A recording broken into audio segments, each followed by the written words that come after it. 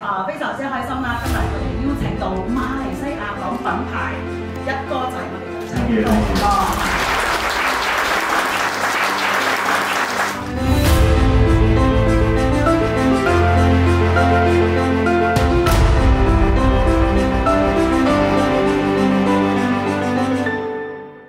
就好多朋友咧都知道做生意做企業家，做我哋講依家嘅生意難做啊，係咪啊？話經過咁多，以前就係講產品唔夠啦，但係依家產品咧就滿街都有啦。咁如果我哋要將生意做得好，的確品牌係唔少得嘅。咁我哋講品牌呢個字對好多嘅人可能之前都好陌生，但係陳鋒哥哥咧係1997年，喂，邊個係細個係1998年正出世嘅喺度？可能你未出世，陳鋒哥哥已經開始講品牌，我哋俾陳鋒哥哥個掌聲先啊！到底品牌又係乜嘢咧？咁今日咧真係想聽一聽嘅，就係馬來西亞好多本地嘅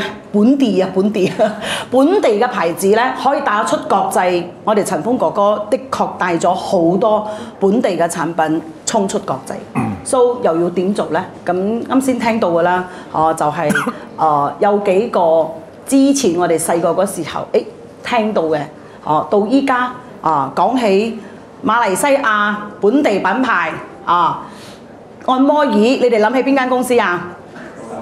奧加娃。原來今時今日個奧加娃可以咁紅，都係因為陳鋒哥哥啊！唔止嘅，仲有個老闆嚟。仲有老闆啊，當然嗬。咁我想問下咧，就係點樣開始一個叫做品牌咧？其實係邊度開始咧？由名開始啊，或者由產品開始啊？由佢一出世開始就有品牌啦。由個 BB 一出世就係達甸嘅女啊，達甸嘅仔啊，嗰個咪品牌咯。即係個名開始。即係你無論點你去形容嗰樣嘢，嗰個已經係品牌㗎啦。咁你話橋底下個拉斯拉馬檔，好似早兩日我喺電台講，橋底下個拉斯拉馬檔冇招牌，佢有冇品牌啊？有，佢品牌就係橋底下嘅拉斯拉馬。跟住個老闆呢個品牌嘅個性點樣啊？因為得佢一個人啊嘛，咁個性一定係來自個老闆。咁老闆嘅個性係 friendly 嘅，咁佢咪呢個品牌好 friendly。如果個老闆好串嘅話，咁呢個品牌自然就好串。我想講嘅就係大部分我哋嘅生意一開始嘅時候，通常你嘅品牌同個老闆息息相關。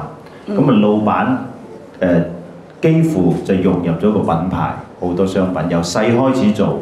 咁一路做到越嚟越大，咁唔成功嘅，因為佢個性唔符合，佢嘅價值觀唔符合，所以佢可能做唔大。咁越做越大，即係意思即係話個老闆自己本身嘅個性同埋佢嘅價值觀喺呢個市場係受歡迎嘅，係 OK 嘅，所以佢就越做越大。但係以老闆嘅個性嚟融入你自己嘅品牌，係咪一個最明智嘅選擇呢？咁就要睇個老闆係咪所有嘅個性、所有價值觀都係 perfect， 都 OK， 同埋佢有市場咯。咁如果係冇嘅話呢，咁你去到某個位，你嘅品牌就要停低落嚟。老闆一定有佢嘅價值觀同埋佢嘅 vision 要 apply 入嗰個品牌。apply 入個品牌之後，由嗰陣開始，我要將品牌再塑造成另外一種嘅個性。咁就好似余仁生，佢係一個着中裝定西裝嘅人啊，咁中裝。余仁生係着中裝定西裝㗎？中裝啊！佢老唔老實啊？你覺得佢？佢感唔感恩啊？感恩。如果嗰個男人叫 Mercedes 嘅話，係着西裝定係着中裝啊？打唔打呔啊？打呔。揸 BM 嘅佢打唔打呔啊？佢着 coat 但唔打呔，你睇個個性全部出晒嚟。跟住佢係好勇於打拼嘅喎啊，揸 Mercedes 同埋 BM 嘅咁，可能 Mercedes 嗰啲係上市公司 ，BM 嗰啲可能做嘅生意可能偏娛樂少少啦，可能係不羈嘅性格少少啦。咁如果你想表達到你唔係好高雅，但係你想要casual 啲嘅呢個高級，咁可能係 BM 啊。或者係其他。咁呢個就係你要塑造嘅個性。個個性係為咗乜嘢呢？個個性係為咗要吸引感覺上同你相同，呢個第一。第二就係你想成為嗰個人嘅一個動機，呢個成個動機嚟嘅。咁到最後我哋嘅消費者消費嗰陣係講乜嘢呢？其實我其中有提到有3樣嘢。第一就係為咗生存，我哋消費為咗生存，但係在呢度呢，我諗99.9%嘅消費都唔會係生存㗎啦。咁你啱啱食個 lunch 或者尋晚嗰個店咧，你唔會係生存嘅。生存你應該係煲飯、煎粒蛋、烚2條青菜、撈少少豉油生存 OK， 營養全部平均冇問題。但係你尋晚揀個餐喺出邊食嗰餐係因為想感覺良好，你可能揀鼎泰豐，點解？今日想食拉麵，想上海麵，想食小籠包。食嗰剎那，好味，滿足咗你嘅剎那嗰個內在嘅美好感覺。所以品牌創出嚟要滿足消費者乜嘢啊？每一剎那個貪念，因為人類捨棄不了貪念，所以你永遠就重要嗰個貪念。包括咗你買一個咁豪華嘅車，你唔好同我講，因為佢真係好好揸。That's all， 我唔信，咪 show off 啫嘛。邊個買 Mercedes， 邊個買 Lexus， 買 BM 唔係為咗 show off 嘅舉手，你係為咗唔係佢真係好好揸嘅。我通常都唔會同人講我買咗個 BM， 收埋佢，我揸到入去揾塊布冚住唔俾人睇嘅。有冇話有個舉手？應該唔會啦。Proton X70D 其實個 quality 真係唔差㗎。錯 Proton X70D OK 啦，何必要錯到咁勁呢？都唔係，因為你嗰個品牌要滿足你嘅內在嘅貪念。但係呢個貪念有冇錯啊？講好聽啲係動力啊！廣告好叻咧，將所有嘢轉去 positive 嘅。呢個係鼓勵獎勵自己嘅一樣嘢。成功咗，梗係要獎勵下自己，咁你有動力㗎嘛？呢啲我係廣告佬做嘅嘢嚟㗎。同埋最重要嘅就係、其實有一個咁嘅數據調查嘅。你知唔知我哋喺度大家傾偈講嘢，坐低傾嘢咧，超過一半以上嘅字眼、形容詞，都係廣告字眼，唔信啊？你形容一架車嚟聽下，你形容一架車嘅性能啊，佢嘅速度啊，佢嘅好揸嘅程度啊，舒服啊，嗰啲字眼邊度嚟嘅？嚟啊，講下點樣形容一趟車啊？你任何形容嘅字眼都係睇完廣告、睇完嗰個 article 之後，個字眼點寫，你到最後詮釋翻出嚟，或者係聽個講座介紹呢架車，講完咗之後。你幾乎大概用你嘅字眼又再詮釋翻出嚟嘅啫嘛。所有大家用緊嘅字眼，其實超過70-80%用任何同商品相關嘅，都係廣告創造出嘅字眼。你不經不覺逼急咗，擺咗入腦。當你再形容覺得呢樽水好唔好飲啊？幾清爽啊，幾清涼啊。如果我冇嗰個廣告，你自己會講咩？好少。飲紅酒點形容啊？咪係啲紅酒佬推銷介紹你，呢個嗰個甘香味，你點知咁香？你都知道我唔識飲紅酒，嗰種葡萄味啊，入到口又唔知點啊！呢啲咪係推銷紅酒講完咗之後，你逼急咗個字眼，你重複用嘅啫嘛。咁嘅呢個重點就係話俾你哋知，當你去創造你自己品牌嗰陣，你嘅字眼有冇入到消費者嘅腦裏邊？消費者不經意嘅揦起你嘅產品嗰個時候咧，佢會不自覺地講起某一啲嘅字眼。係，如果我今日任何嘢買個禮籃啦，人哋對你咁好要感恩㗎嘛，出咗嚟啦，邊個品牌出咗嚟啦？要飲就飲最好㗎啦，做咩飲呢啲啊？又另外一個品牌不經意就出咗嚟啦。揸車最緊要安全啦，個安全夠唔夠好啊？有咩品牌出咗嚟？但係我哋 so far Malaysia 好少品牌去霸佔一個字眼，仲未做到真係霸咗一個字眼，安咗佢咁。第日依家我哋過年，邊個敢恭祝大家富貴榮華啊？富貴啊，祝你咁哇！你唔好講富貴啲。富貴集團係啦，就可能有啲字眼都會俾佢霸佔咗咁咯。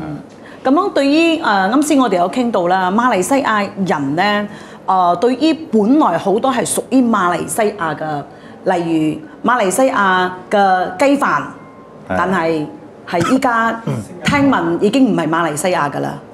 納斯勒麥請問係邊一個國家嘅咧？請問本來係邊處嘅咧？馬來西亞，但係點解會 belong to 新加坡咗咧？就係好多馬來西亞對於品牌同埋知識嘅呢個版權嘅擁有權咧，係唔了解嘅，唔係好珍惜啊，唔係好珍惜㗎，就係賣我做大咗賣咗做大開賣開就算啦咁樣嘅樣。咁我哋清楚啱先因為陳鋒咧本身係真係幫助過好多馬來西亞嘅大品牌衝出外國嘅。咁我想問咧，如果我哋本身依家又未去到咁大。即係未去到 Mercedes， 未去到 BMW， 又未去到一講就知道我哋嘅品牌。咁我又啱啱初出茅廬，咁又想講對於品牌點樣開始係可以能夠俾一啲細商家，就好似 SME， 我哋冇100-200萬，冇200-300萬咁樣嚟打廣告，咁我可以點做咧？OK， 即係我想答咗前面嗰個先，即係譬如話。納斯勒麥啊，或者係乜嘢，好似唔知邊個 own 咗咁樣，因為佢哋對品牌嗰個重視度高好多。咁我又想加少少，咁嗰個品牌究竟能夠帶俾你乜嘢好處咧？你覺得 Ritz-Carlton 嚟呢處開酒店，佢使唔使花錢啊？需要。邊個花錢啊？即是 Ritz-Carlton 喺外國嚟到 Malaysia， 究竟邊個花錢去 build 個 hotel 啊？係 Ritz-Carlton 定係本地嘅老闆？本地嘅老闆 ，Ritz-Carlton 使唔使花錢啊？唔需要。你拎佢嘅仲要跪啊、嗌啊、拜啊、propose 啊、send 入嚟啊，我睇你 O 唔 OK 啊？你財政好 OK 啦，俾你啦，我仲係好高在上。你睇下個品牌案啦，當你經營好嗰陣，你去到世界任何一個地方，基本上你唔使出錢嘅。麥當勞嚟馬來西亞要出錢咩？唔需要。唔需要嘛？你仲要同佢搶正 fight 到個 brand 嚟做啊嘛？咁你覺得經營嗰個品牌重唔重要啊？咁所以你睇唔睇到個 value 啊？有好多人話個公司，我賣公司最緊要係業績，跟住睇 PE 幾多。咁但係個 PE 幾多係的，而且確睇你 net profit， 但係個品牌嘅效應同埋你個品牌喺市場嘅價值。啱早幾日報紙正出咗一個全球嘅品牌價值排行榜。你睇一睇，呢個品牌排第幾，值幾多錢？嗰個品牌嘅 number one 同佢嘅收入嘅 number one 係兩個唔同嘅。咁你係Fortune 500同埋個品牌嘅，即係今日個 brand owner Starbucks 話我唔要啦，邊個愛啊呢個 brand？哇！幾多億咧？你話要唔知咁100億咧就係啊！聽講嗰個麥當勞咧，嗰個 M 字你識唔識寫啊？咁我想問咧，嗰個 M 字咧係咪細蚊仔3歲？你屋企嘅 children 啊，你嘅仔女啊，係咪遠遠就同你講咩啊？爸爸我要食麥當勞，佢都唔識講啊，就知道嗰個係賣麥當勞啦。但係我哋講今日如果佢真係我唔玩啦，我呢個 M 字咧睇落似咩啊？嗰個 M 字睇頭似咩啊？咁簡單啊！點解我哋諗唔到嗰個 M 字嚟做啊？好簡單個 M 啫嘛。但係今日呢個 M 呢個就係全世界呢個品牌係值得。係過千億嘅，聽講。過千億嘅一個品牌，所以有好多人就覺得，哎呀，我做一個產品唔使嘥咁多廣告費啦，唔使嘥咁多品牌啦，喂，好嘥錢嘅喎，打廣告又係揾代言人，哇，好嘥錢嘅喎，所以有好多嘅老細就會覺得，哎呀，產品我咁賣下就得㗎，但係好多人唔知。我想補充一個，最近啱識咗一個老闆，我都嚇到啊！嗰間公司如果冇記錯叫 PCA 啊，唔知大家識冇啊？可能唔知啊，原來佢全球咧10幾20個國家 set 咗公司工廠 ，Shell、McDonald、Mercedes， 仲有乜嘢？好多個大 brand 嘅 signage 係佢做。哇！我喺度諗，做咩要南非啊、UK 啊、墨西哥啊四周圍嗰啲 signage 一定要做咧？因為個 brand owner 好注重佢哋嘅 brand。佢當年做到第一個招牌嘅顏色 colour code 啱 size 啱，所有嘢啱，走幾巴仙佢都唔制。佢唯一覺得你既然做到，我願意將你成個 team 飛過去南非啊、墨西哥啊、西班牙，全部 signage 你幫我搞，因為我唔想我個 signage 嘅顏色走少少，個 size 走少少。呢個就係佢哋控制 brand 去到咁嚴格嘅嗰種情況。喺馬來西亞我90%先唔覺㗎啦，消費者邊度分得出啦？咁我諗應該會係嗰種，但係對於逼大品牌係唔會，佢哋捉得係原來咁緊。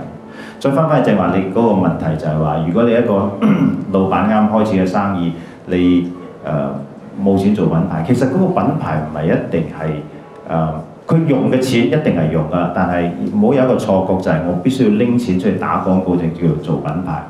嗰個品牌正話我講個納斯利媽檔就係個品牌，個老闆有幾友善，有幾好笑容，俾多羹散巴得話俾冇所謂，已經係做緊品牌㗎啦。你 create 緊你自己嘛，當生意細嗰陣就係咁做㗎。咁到你賺到錢嗰陣，你可能話我個納斯利媽嗰個包嗰個紙仲可以印得過你自己嘅 brand， 就開始再進一步慢慢提升。曾經以前有一個客戶問我喺招拉嗰度開餐廳嘅，我究竟要點樣做宣傳啊？當然你可以喺 Facebook 度 post 宣傳你嘅嘢，但係好多嘢就係翻去就係話你嘅公司嘅 vision 係乜嘢，你嘅宗旨係乜嘢，你捉實嘅你要 deliver 嘅係乜嘢。如果我餐廳就係話我要 deliver 最好食嘅食物，譬如話我專做潮州餐，我要將我潮州餐做到極致，呢個係咪你嘅 promise？你嘅 brand 嘅 promise， 咁個 promise 係冇 deliver 到俾每一個 consumer， 嗰個都係一個 branding 過程嘅。咁你使唔使做廣告啊？得一間鋪，其實你問我，你花啲心機做好你個餐，我覺得已經排隊啦。如果我覺得你好食嘅話，如果你冇人排隊食過，唔翻轉頭，咁你打廣告只會吸引一批人嚟食一次之後，又唔會再翻轉頭咯。咁所以 branding 嘅最基礎就係你嘅產品嘅差異化存唔存在同埋個品質。首先差異化就係、如果我喺招拉開一個潮州餐，其實邊個屬招拉啊？招拉有冇潮州餐啊？有唔有啊？有冇潮州餐廳啊？諗落有啊？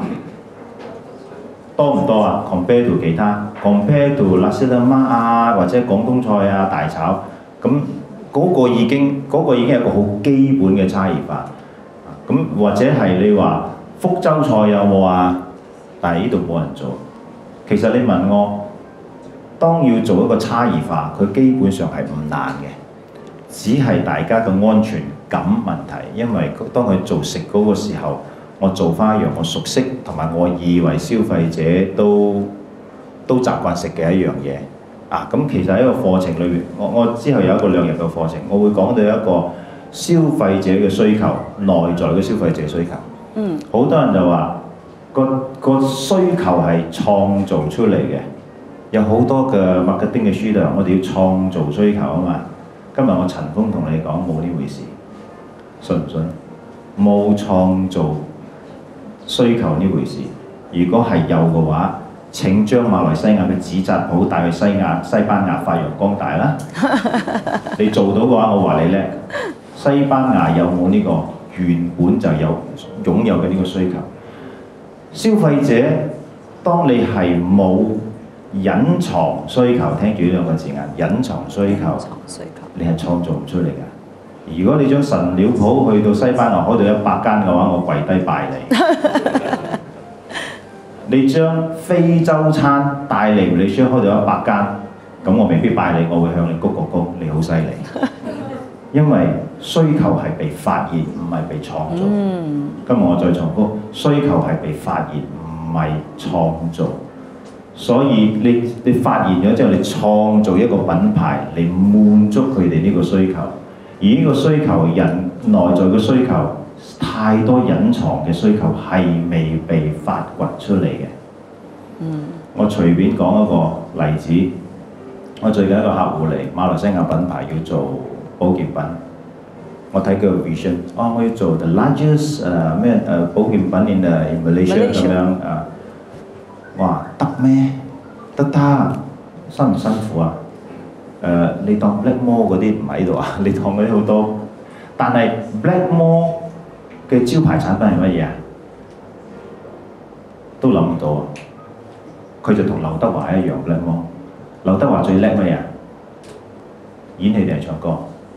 演戲都得。得啊！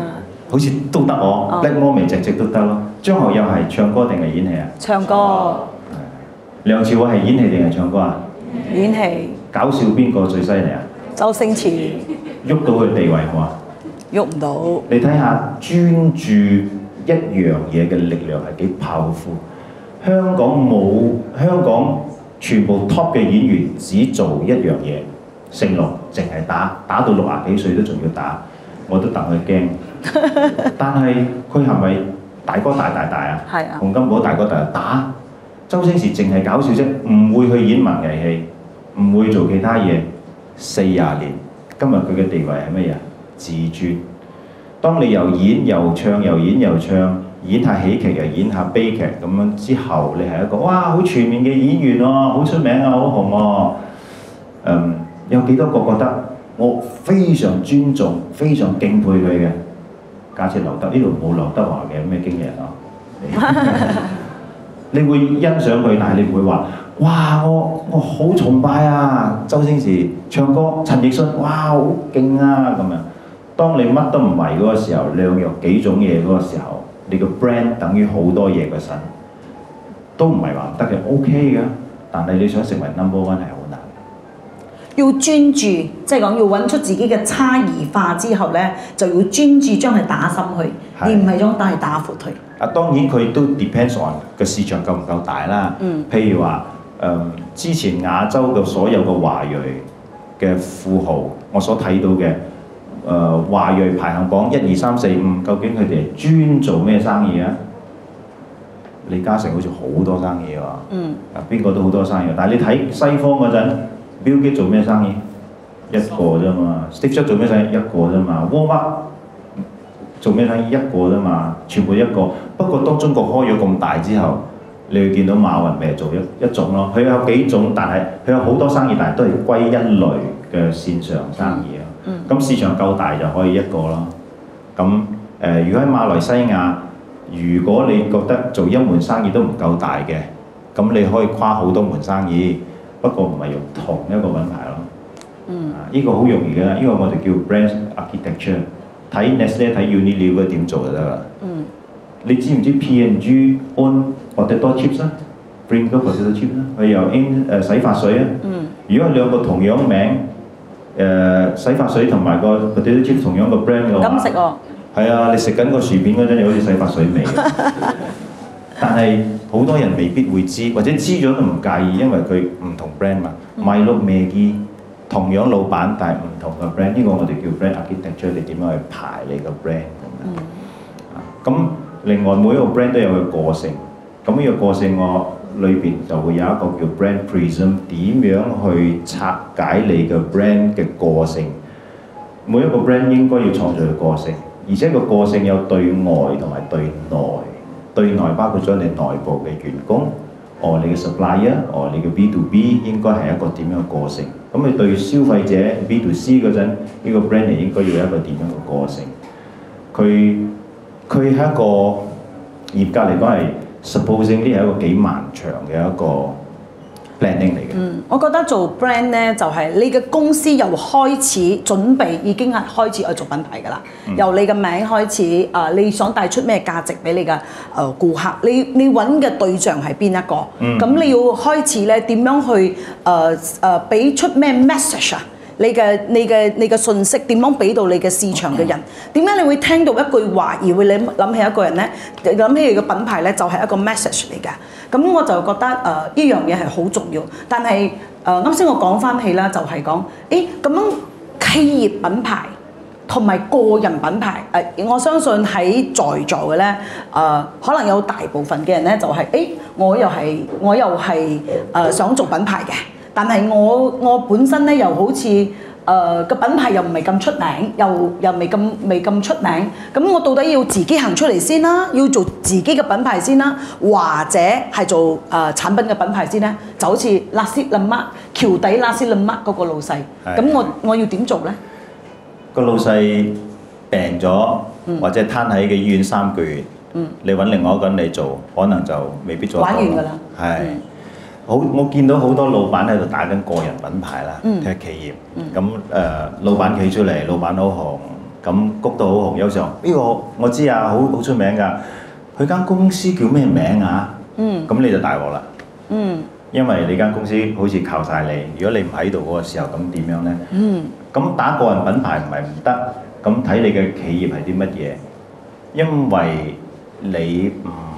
你唔好似 Coca-Cola 或者 Starbucks 將個 brand 賣得㗎嘛，你賣唔到㗎嘛。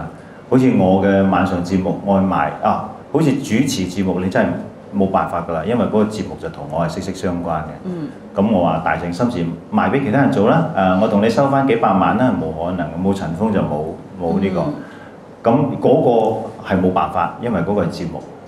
咁但係如果你經營緊嘅一個產品個時候，咁你應該就將個品牌比較 safe， 我唔敢講啱定係錯 up 到你，但係睇落長遠，大家都知道究竟你花嘅錢要花喺你嘅 brand，定要花喺你個人。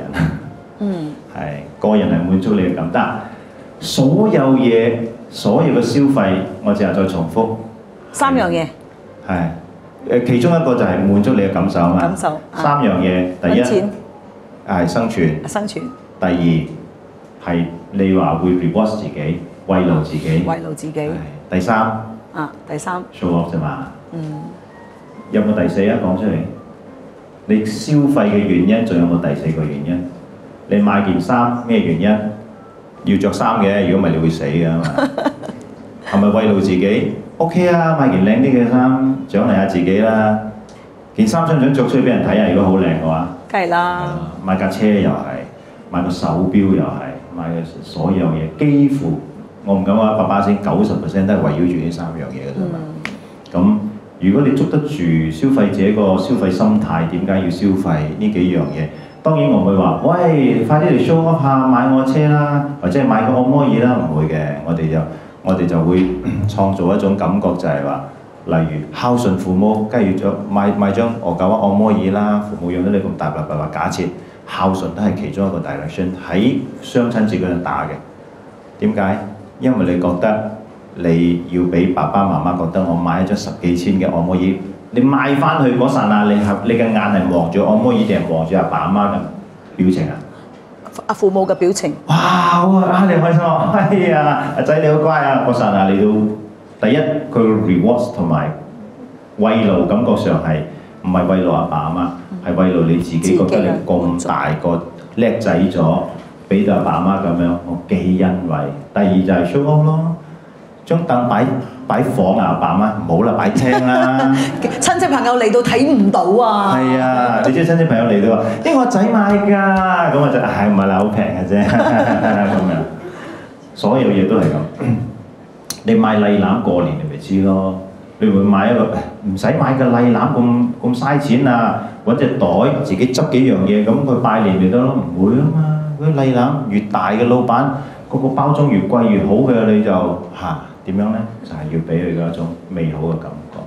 所有嘅消費到最後，創造美好感覺。記住呢個字，創造每個消費者嘅美好感覺。你消費社會行到今時今日呢一步，你做嘅所有嘢，只係要 feel good 嘅啫。諗清楚，有乜嘢係你 spend 唔係為咗 feel good 嘅？有話，幾乎都係。我哋到最後幾乎使咗嘅所有錢，我哋都係追求今日呢個感覺，希望好啦。今日週末一家人出去做咩？我要幫助國家經濟，我完全冇 feel good 感覺，我就係為咗要令到國家企翻起身，仲係嗰種好激勵嗰種心。呢都係一家人今日希望追求一啲family time，開開心心咁，都係追求 feel good 感覺㗎咋。你今日同幾個朋友晚上去飲2杯，都係追求 feel good 感覺嘅啫嘛。咁喺個廣告點樣去創造呢個 feel good 感覺呢？呢個係一個重點。但係喺創造之前，嗰個基礎就係首先，即係話我哋講你自己係一個老闆，你個 brand 就由你自己創造。當佢去到慢慢大嗰陣，通常去到有一個位，你可能會棘咗，因為原來你嘅 personality 同埋你嘅價值觀 apply 入去。只能夠去到咁大。你係更大嘅話，必須要將你自己嗰個個性抽咗出嚟，去創造一個大眾更大能夠接受嘅一個個性。嗰個時候咧，會唔會已經係定型咗咧？就例如陳鋒，陳鋒係咪一個品牌啊？請問？咁樣陳鋒嘅咩叫個人品牌咧？你哋點樣去形容陳鋒呢個人咧？你試下你自己有識係咪學識咗先？你可以講嘅點啊？靚仔啊，係嘛？仲有咧？靚仔啊！仲有咧？你嘗試下。明白事理，哇！呢個第一個品牌，仲有咧？陳鋒嘅樣好老實啦，咁樣佢代言啲產品咧，即係係 filter 過㗎，咁樣佢唔係所謂嘅橫恐啊、千差咁講下兩句，但係佢個即係喺社會上咁多年啊，真係可以立足到依家嘅話，真係佢所代言嘅係一定嘅水準喺度。嗱，我其實千差接嘅咋，不過我做咗咁好嘅 image，你都會覺得我其實係好嚴格咁揀。嗱，咁樣肯定同埋讚美法咧，一定陣間要私人影張相簽個名㗎啦喎！啊，我覺得呢個就係叫做咩咧品牌啦。所以點解佢係咪同你講佢係咁樣咧？唔係，係將佢做出嚟已經做到咁樣咗，所以已經係當你諗到陳鋒，你就會覺得老實啦。去代言嘅產品咧係可靠性嘅，而唔係有啲可能喺出邊有嘅其他嘅 KOL 或者有啲明星就係、你俾佢咩錢佢就幫你就講好噶啦，而反而陳鋒你感覺到佢唔係因為為錢嘅，佢嘅感覺就係、都為㗎。為㗎。第一樣生存價值先係嘛，生活先嘛。So 但係你俾人哋嘅感覺就唔會係咁得咧。你做得好好喎，呢樣嘢就係你為錢嘅，但係大家冇咁嘅感覺喎。OK，所以呢樣嘢咁我都揀嘅，都老實講得揀嘅。係啦，所以個人品牌咧就係更加係你平日嘅生活嘅一種狀態，同埋你對朋友、對社會，甚至對家庭，你嘅言行舉止嚟嘅，係咪更可以咁講咧？係。就好似你講那些啦媽嗰個老細，可唔可以俾多一羹參巴啊？唔可以啊，孤寒咯。可以啊，任拎啊，冇所謂啊。咁你覺得呢個老細係比較隨和啲嘅？比較千差啲嘅。咁陳鋒點解會俾我哋嘅咁嘅感覺咧？就係佢嘅笑容啊，有唔有感覺覺得？啱先我嘅 Jasmine 就同我講咩啊？哇，佢很 nice 喎！呢個笑容練咗好耐。係啊，有啲人嘅笑聲都係一種品牌嚟嘅喎，佢未人未到你就哈哈哈哈，你聽到佢嘅笑聲係嘛？嗱，你就話講起問呢樣嘢咧，我就呢個係我另外一個 sharing 時時會講，不過我覺得呢個係嘅，個人品牌同埋你嘅企業品牌差唔多一樣嘅。究竟麥當勞要唔要開中餐咧？冇可能。而家咁樣好明嘅，但係我會見到有一啲嘅老闆喺本地嗰陣，佢用佢嘅 brand 咧做緊另外一樣嘢，同樣嘅 brand 去做完全唔同嘅，佢覺得 OK 嘅喎。呢個係一個問題。事業個人事業分為4個階段。畢業出嚟，哇！呢個等下先，我再推前少少。我一路鼓勵啲父母唔好同啲仔女講話，你有興趣乜嘢你咪讀乜嘢咯。呢個口頭禪我都改咗好耐，要用好耐時間去改啊。去睇下你有咩能力去讀乜嘢咯，而唔係興趣。點解我咁講呢？1年級老師話：我哋嘅體育課打badminton燈啊，叫翻去揾 racket 啦。跟住大家有冇興趣打badminton燈啊？1年級大部分嘅細路哥應該都會話：有舉手啊，好開心啊！年年都打badminton燈，打到6年級嗰陣，你覺得係咪一班40個學生40個都繼續打badminton燈啊？唔會啦，剩翻4個都唔到。可能4個都唔到，但係點解剩翻嗰4個呢？係嘅能力。佢嘅能力得，所以打到4個。如果你喺1年級問嗰40個學生嗰陣，邊個有興趣打badminton？舉晒手。6年級嗰陣問翻嗰40個，幾多個有興趣打badminton？剩翻4個。興趣係同你嘅能力係掛鈎嘅，唔好搞錯。如果有啲話你興趣去嗰樣嘢咧，你讀啦，你可能害咗你個細路哥一世。所以細路哥好細個嗰陣推佢多啲做一啲課外活動啊，參一啲 activity，so that 佢喺入邊睇下佢究竟係 leader，或者係 planner，或者係 supporter，或者係執行嘅，或者係乜嘢，睇翻佢個角色佢嘅能力。能力係 combination of 幾樣嘢嘅，唔係一樣。佢可能係說服力好強，再加埋語言能力好強，唔使講啦，銷售律師啊各方面 ，at least 你有一個方向。你個仔嘅嘴啊，撬都唔開，你就叫佢做律師，唔嘥咗。因為阿爸阿媽想佢做律師，冇搞錯咯。咁李宗偉，你問佢今時今日有冇興趣打badminton得冇㗎，我冇興趣㗎，我為咗揾食嘅咋，佢唔會咁講啊。佢因為成績好好，佢自然就會同你講話我有能力，我有興趣㗎啦。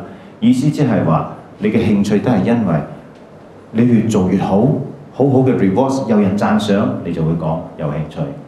你以前以為有興趣嘅做下冇成績，你冇可能會再講有興趣。收 stamp 咩？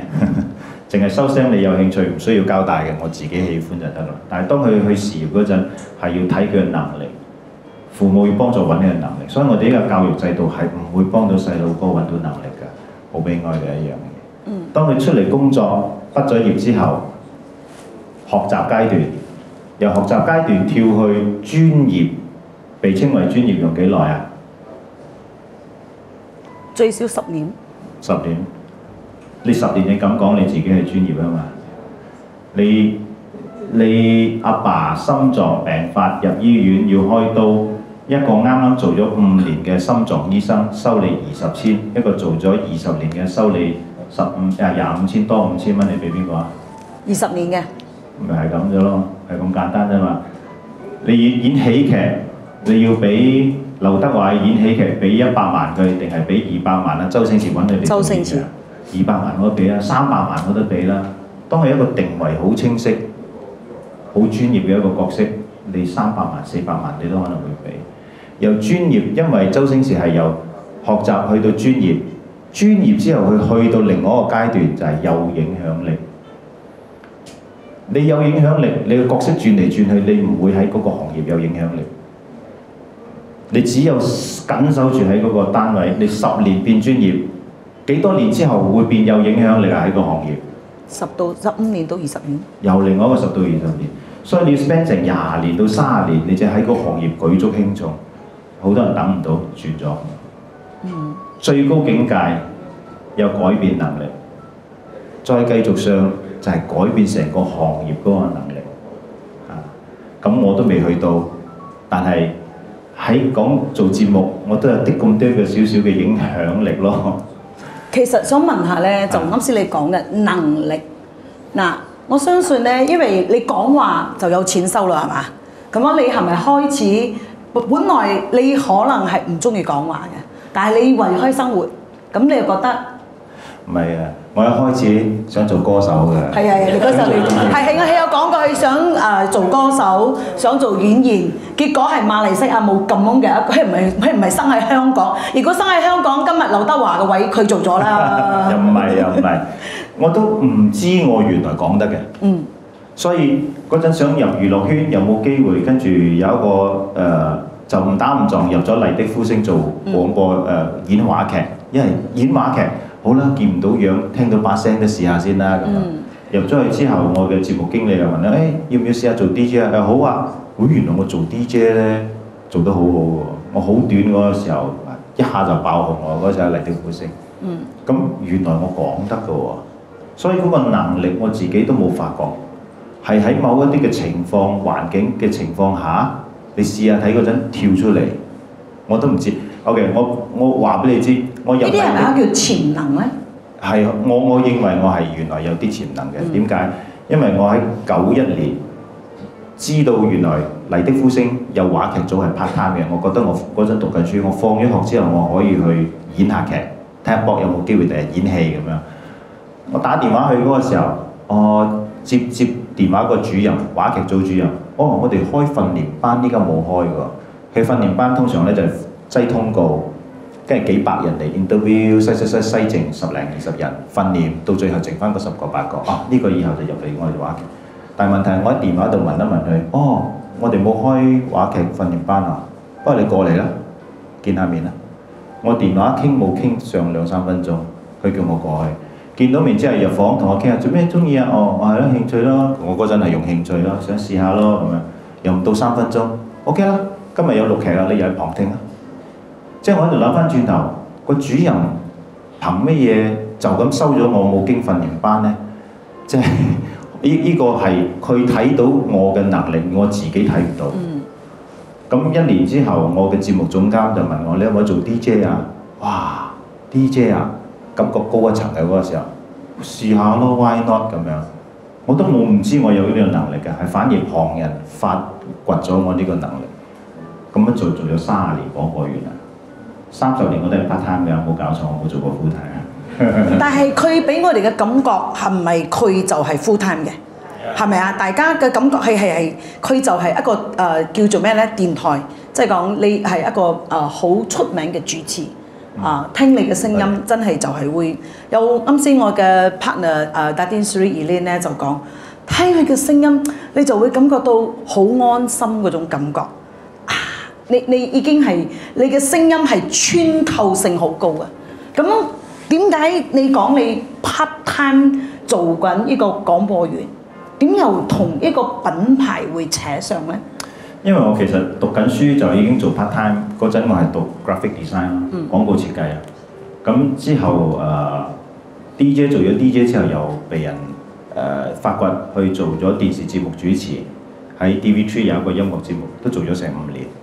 咁有一次就有 friend 話夾錢做開廣告公司嘛，諗到哎呀係咯，藝人做得幾耐啦，咁抌啲錢落去做下 sleeping partner 啦咁。但係之後有一個 partner 走咗。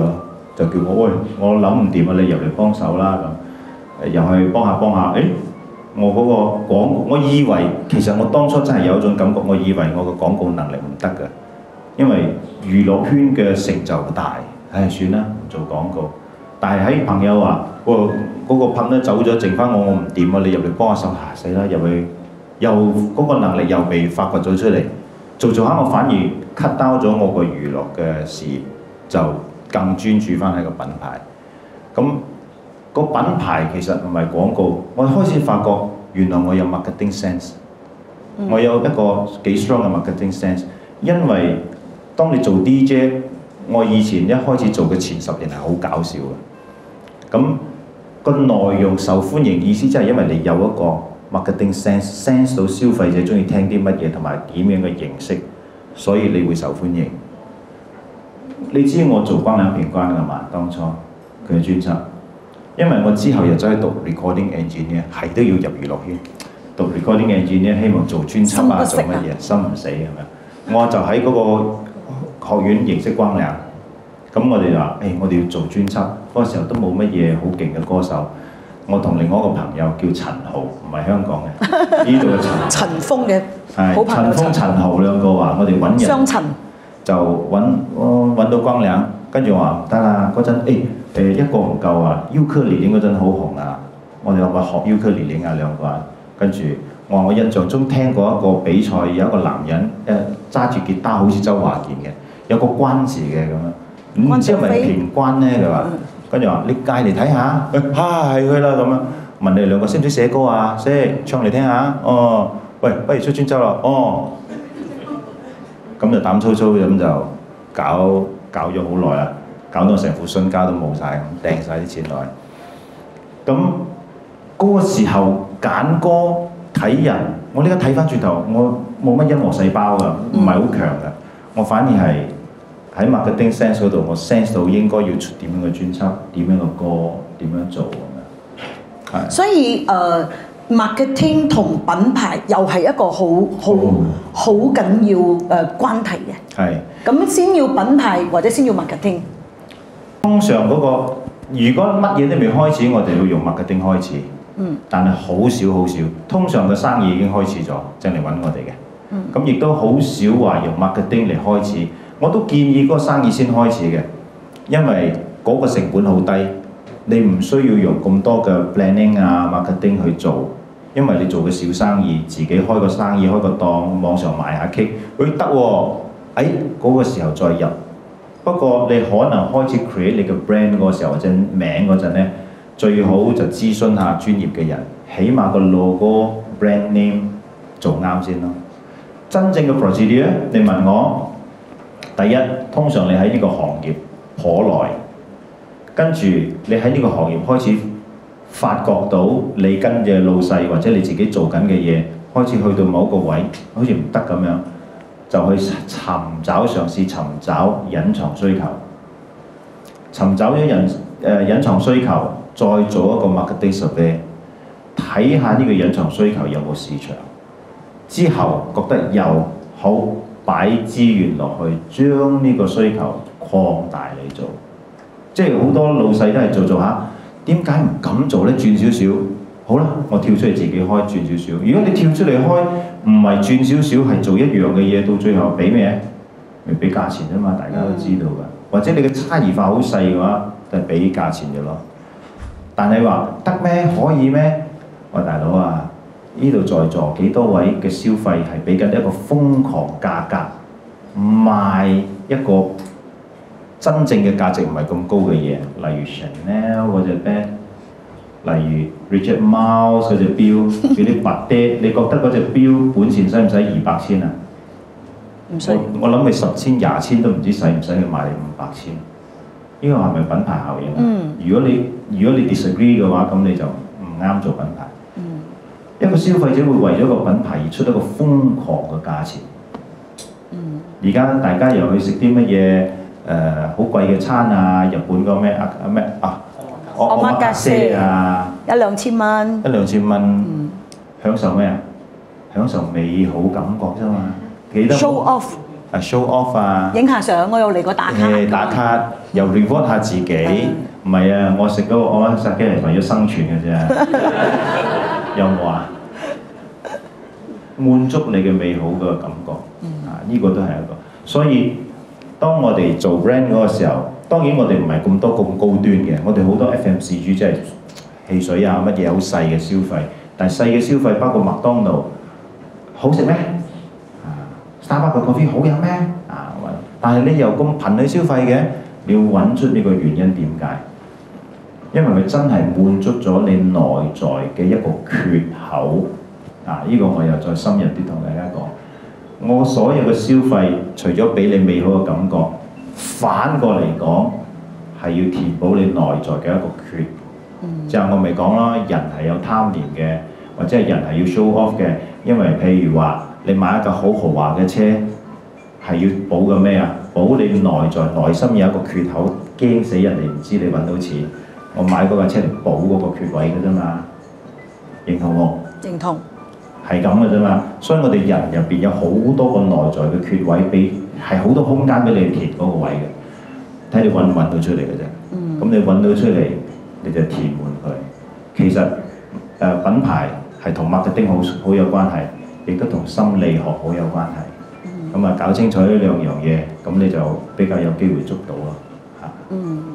咁我想問下咧，類似。我哋講個人品牌同埋企業品牌，喺依家我哋比較清楚啦。例如呢位老細，佢係做啲咩嘅咧？佢係做嗰啲 rack 係嘛，鐵架。咁佢嘅真正嘅可能嘅需求係對於一啲做貨倉嘅人啦，或者係佢又點樣可以同鐵架全部都一樣啊？點樣可以又揾出佢嘅差異性咧？因為我唔熟呢個行業，如果要我 join in 嘅話，我就要做好多 market survey，interview 好多人 ，interview 好多可能唔係老細，係 store，譬如話你係做 store 嘅 storekeeper 啊乜嘢，你可能要訪問嗰啲 store boy 啊，佢哋平時擠貨啊有啲咩問題啊，咁因為一個產品如果一個產品冇差異化嘅話，亦都已經定咗嗰度再突破唔到嘅。咁你唯有用服務，唯有用額外嘅價值，態度良好乜，但係你 train 咗一紮 salesman 出嚟咧，我個 brand 嘅 image suppose 係咁嘅，大家要有禮貌，大家要着咩衫，要點。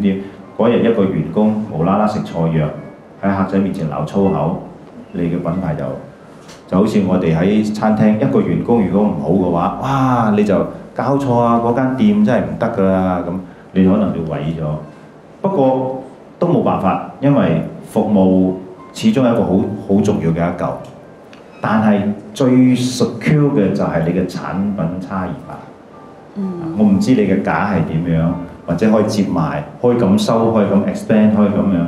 即是佢嘅差異化係有市場有咁嘅需求嘅話，而可以幫助佢解決到佢嘅問題。即點解用隱藏需求？因為你問老闆，你都唔知。喺15年前，你問搭的士嘅人，你想點？憎咯的士佬，哎呀服務又唔好，嘅的士又唔好，又有臭宿味，去到檳城又唔體面得，乞人憎。女仔唔敢㗎，因為鹹濕佬好多。我喺 KLCC 去 Mid Valley 50蚊。你咁開價？咁你點樣？你嗰陣豈有此去？希望警察捉佢，希望政府，你淨係諗到咁啫嘛？仲有乜嘢？你唔知喎，我唔知啊，我唔知。但係佢的而且確有一個需求。佢只係想更好。但係未出嚟佢唔知，一出咗澳門呢個咪係我要嘅咯，所以老細都唔知我要咩。講真嘅，你嘅客仔都唔知我係咩，所以你要不斷咁探視挖。你同佢講 OK 啊 ，so far OK 啊。如果我俾你咁咧，OK 喎，可能又唔同喎咁。但係呢樣嘢就係老闆自己要做嘅一個 R&D 啦。我哋做廣告，我只能夠同你講話。我睇唔到 USB 冇咗。你俾唔到我 USB， 我好艱難幫你㗎。即係我打一個好幫你知名度推高，但係冇一個特色去讓人記得，我都好艱難幫你嘅。所以好多時安全 OK， very good， 你講咗一樣嘢啦。安全咧同如果我同你講揸我呢架車更安全，Volvo 講更安全。如果我要 break Volvo 嘅話，更安全。BMW 要 break Volvo 嘅更安全，佢要做咩？你覺得？企喺一個得白啲嘅角度嚟睇，你點樣淨會信 BMW 好過Volvo？佢就要有好多嘅額外 support 去 break 嗰個 belief。我哋人嘅 belief system 好 strong 嘅。佢一 believe 咗嗰樣嘢之後咧，佢捉好實，直至到有一個 facts proof 俾我睇，我就會係咁噶 break。所以宗教好多人驚，宗教又 untouchable 又唔可以同佢講咩佢 believe 咗就捉實。我哋人嘅 belief system 90% 人類係好聰明，但係另一方面又好愚蠢，因為信一樣嘢就信㗎啦。你唔好同我講，宗教係咁㗎啦，我係信㗎啦。唔好問唔好 question 我信你 question 好似冒犯咁樣，所以由一方面又好聰明，有一方面又好似好愚蠢咁樣。咁如果你係 break 佢嘅話，我就會同你講，你係 break 佢嘅安全性嘅話，俾 facts 我，俾 support 我。我撞咗99架 BMW， 98架嘅人都冇事，我俾咗個 proof 你。我呢個 technology 叫做乜嘢？我走咗8個國家 Europe， 佢哋都全部 certify 我呢個安全。咁你仲想點啊？你話你有咁多嘅嘢 support， 嗰個佢嘅 belief system 就開始 shift 咗㗎啦。原來我好似唔夠你 BM 喎。如果我真係要供嗰樣嘢嘅話，咁呢個對我嚟講就係 USP。咁你做廣告，你唔俾我呢啲嘢，我都好艱難幫你去 shift 到 competitors 咯。咁你俾到呢個 point 我就會幫你諗辦法，點樣用最 layman 嘅字眼、最容易入腦嘅方法嚟幫你 push 呢個 point。其實品牌咧咁聽落嚟咧，就係佢唔係一次性嘅，就好似安全可以點樣安全咧？可能係做過好多嘅測試，甚至乎係可以放得幾多個 kilo 嘅產品。例如咁講，就係跌落嚟，唔會砸到人嘅，因為跌落嘅時候咧有層次感嘅，唔要砸到腳。類似咁講。咁喺我嘅認知入邊咧，品牌呢個字咧有三個咩啊？品牌有咩啊？三個咩啊？三個口。三個口嘅意思咧，就係我講，我自己講，我嘅客仔講，或者係市場人都不停在講緊我嘅呢樣嘢嘅時候咧，個品牌就出嚟㗎啦。所以啱先我聽到嘅嘢咧，就係當我已經做好一個差異性之後，我定位清楚之後，咁我就要用 marketing 去 blast 我嘅嘢。當我 blast 嘅時候咧，俾更多人知道嘅時候，個個都喺度做緊宣傳，講緊你呢樣嘢嘅時候咧，呢樣嘢就開始就可以講品牌已經開始發生啦。咁樣 of course 係唔係做一次性㗎？有好多人誤會就係講，喂，我打咗一次廣告㗎咯喎，咁應該係襟10年㗎啦嘛。唔係㗎喎，可能你上個月打嘅廣告當下係有業績嘅，但係人，我覺得依家嘅人太過多吸引力啦。我哋可能上個月打開個廣告，哇！當下真係有人睇到啊！但係你諗下，會上個月打開咁多廣告，拉翻下先啦，3個月後正打啦。點不知你嘅競爭對手可能就1個月、2個月、3個月，連搭4個月都係咁打，咁就慢慢就好快被取代啊！所以品牌係叫做當你一投資咗，我永遠我覺得品牌唔係花錢嘅，但係有時我哋同嗰啲朋友傾偈咧，佢永遠覺得冇咁花錢啦，用咁多錢邊度咁多錢你用啫？但係啱先陳峰講開一句好重要嘅話就係、Chanel， 我哋好多靚女中意買名牌。講真嘅，真係 Chanel 真係要賣上去呢個價錢咩？Philippe Bardot 真係要賣上500千咩？但係點解呢？就係、真係我今日學識一樣嘢，就係、大部分嘅人唔係為開生存先，係一種叫做美好回憶，甚至乎就係叫做咩呢？真係要自己嗰種感覺，哇！我買得起，我 reward 我自己啊！我今日真係學到咗，就係品牌係要咁做嘅。咁我就想請問咧，品牌同攞獎啊，即係依家馬來西亞真係好多人喺度做頒獎啊，做攞獎啊，大大細細都有㗎。咁對於攞獎或者係一個認同，對於個人話是係呢個叫做企業品牌有唔有幫助呢？或多或少有幫助。咁嗰個搞嗰個品牌嘅 organizers 都要搞好佢個品牌。個 organizer 嘅品牌響當當啲人咧就好渴望你。咁係有幫助嘅，但係嗰種幫助係其中一部分啦，絕對會有啦。咁要睇係邊種類。嗱，如果佢係安全性嘅，如果世界有一個安全性測試嘅獎項嘅話，專注啊，你睇獎都可能會 cut 到佢咁細微。咁你就會搏晒老命，我點樣要拎到個最安全嘅獎啊？咁商業獎佢好大，如果佢有分 category 嘅話，呢個品牌專講一樣嘢嘅，咁佢嘅權威性就會出嚟。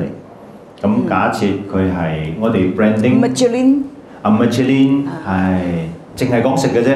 如果 Michelin 一跨，雖然佢係大家，如果佢一跨，我講埋 Michelin 服裝 One Star Two， 你一跨你就嗱，我時時講一個品牌，服裝品牌，唔好講咁高㗎啦，低啲嘅 Guess 個服裝俾人哋嘅感覺係點樣啊？係咪好不羈啊、sexy 啲啊、wow 少少啊？OK， 問題係佢有 Guess Kids。如果我訪問 Guess 嘅老闆，你究竟想將你嘅童裝品牌成為世界 number one， 定係大人品牌成為 number one？ 大人。OK， 咁你嘅童裝唔打算成為 number one 咩？佢做咗出嚟，佢咪想咯。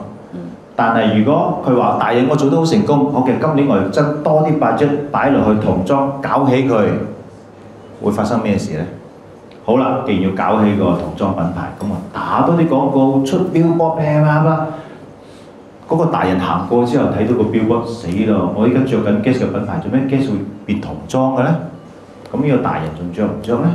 佢仲覺唔覺得 sexy 呢？哇唔哇呢？所以佢係兩難嚟嘅。佢只能夠落到去 teenagers 仲可以我開始食絲啦乜啦。你落到童裝，唔通你叫細路哥開分叉着食絲咩？唔得㗎嘛，你去反彈，咁你就兩頭唔到岸。呢個就係佢哋對品牌嗰個忽略性。而且你做咗出嚟，我搞大個童裝就係你大人嘅災難，係咁簡單嘅啫。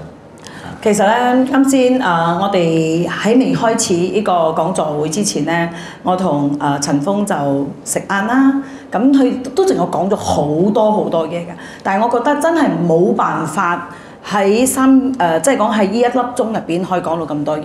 甚至乎啱先袋咗好多錢我落我袋嘅，佢就同我講乜嘢咧？我想請問呢度邊啲朋友係有做門市嘅？你舉下手。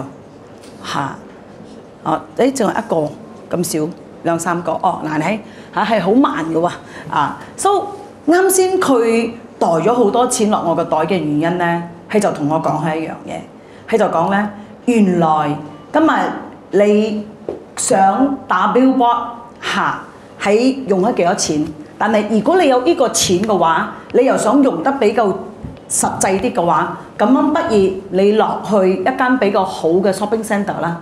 咁原來又有未講晒嘅喎，入去 shopping centre 嘅時候咧，咁到底你要轉左手邊嘅店鋪啊，或者係轉右手邊嘅店鋪咧？又或者係要喺比較容易睇得到嘅，肯定係貴啲啦，為開荷包慳啲，咁就上去5樓10樓又冇人睇得到啦。原來喺品牌入邊咧，係任何一個細節都係有關嘅。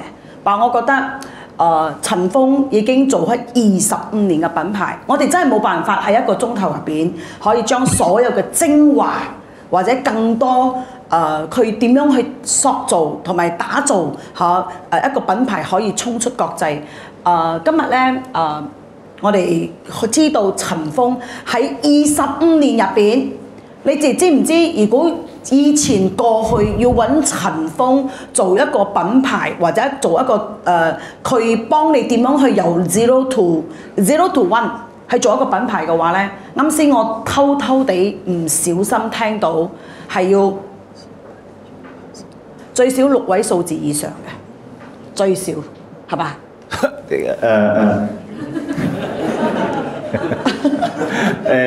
都嗰個係好 minimum 嘅。minimum 聽好嚟啊！個十百千萬10萬叫做 minimum 啊，聽好嚟啊！但係今日咧，我覺得陳鋒已經真係去到 another level。點解咧？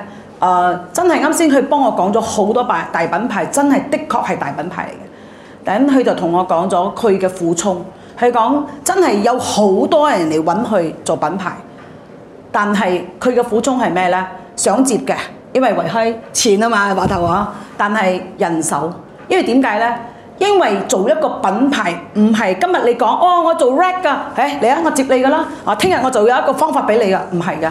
啱先我聽到佢就係講，佢要坐落嚟，甚至乎要幫你去做市場調查，要見好多嘅stock stock boys 係嘛？嗰啲叫做stock boys，甚至乎係要你嘅消費者佢點樣用，佢點解有即係講佢買你呢個 rap 嘅時候係點樣用嘅？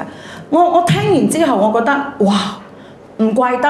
點解今日一個品牌公司幫我哋做 marketing and 品牌嘅係收6個數字甚至7個數字嘅 figure， 係因為係需要好長嘅時間功夫了解等等嘅仲要發掘埋你嘅潛在嗰個叫做咩需求，哇！真係心理學都出埋㗎啦。咁25年，今日我真係聽到嘅就係佢去到 another level， 就係。我唔想再釣魚俾你食啊！我想教識你點釣魚，偉唔偉大？你俾一個掌聲佢先。咁又冇咁偉大因為我做唔到，所以我哋用另一個方式去賺你。So 佢喺25年入邊係第一次啊，第一次生平嘅第一次第一次係最珍貴嘅，亦都係最單純嘅。亦都係最唔知道佢講啲咩，或者佢講啲咩索性就係全部俾晒你啦嗰種感覺嘅。So 佢呢個課程，如果你問我自己本身好中意上課，我亦都係教課嘅。佢嘅課程嘅呢個價錢咧，啱先我諗住我聽錯嘅，因為佢同我講2899，我計下2899，因為我好中意歌詞百千，或者28999，唔係喎，我又再讀多下2899，我再問清楚佢2899，係，而且今日大家都係我哋上海嘅 member， 今日如果係上海嘅 member 咧，只係收2500啫，掌聲好唔好啊？跟住唔止咁樣啊！如果今日例如呢個老細或者呢個老細或者更多嘅朋友講，我自己去就例如呢個 Vincent，Vincent，我自己去，我又學咗之後就你講10句，我就聽到2句，跟住我翻去傳達半句都講唔到，咁我想帶埋我團隊去冇問題，帶你嘅團隊去，買3送1，再俾一個掌聲佢，呢個係特別係俾我哋上海啊！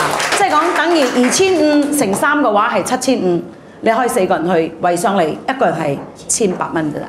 2日嘅課程我自己都會報名，因為 yes 阿興，馬上有一個咗啦。thank you。呢個係我老朋友興少哇！嗰度已經有一個咗啦，再嚟2個咗啦。哇！咁我哋好快就係我們是同學啊，我們係老師啊。分享啫。嗱，我可能先都補一次，就係佢講第一次，所以我喺砌緊我課程，我都驚我有啲甩漏嘅，咁啊多多包涵。不過我係盡量將最秘式嘅一啲嘢咧，到時候你哋自己要 fill in the blanks， 即係我會引領留咗個空位同你講，你嘅 brand 應該要咁樣，你自己 fill in the blanks。等我哋有一個 small group discussion， 例如你講我想做咁嘅差異化，咁住問你嘅 group member buy 唔 buy， 得唔得？唔得再嚟再轉，唔得再嚟再轉，因為所有嘢 start from 你嗰個差異化究竟有冇市場？咁我哋正再傾後邊，同埋你嘅 vision 呢兩樣嘢。一傾咗呢個差異化同埋 vision 之後，我哋正再講後邊所有嘅 brand 點樣做。如果冇呢兩樣嘢，做唔到。所以 Wilson， 你唔係一個人去，你一定要帶你成 team 人去。因為點解呢？老實講真係㗎，你自己諗，但係可能老細好多時候都尤其做得越大嗰啲呢，已經係慢慢冇落市場咗啦。可能你嘅 marketing 都要一齊去嘅。所以我覺得呢個係一個好值得我哋去學習嘅嘢，因為品牌係每一個老細，只要你仲仍然做緊你嘅生意，做緊你呢個品牌，你就需要投資。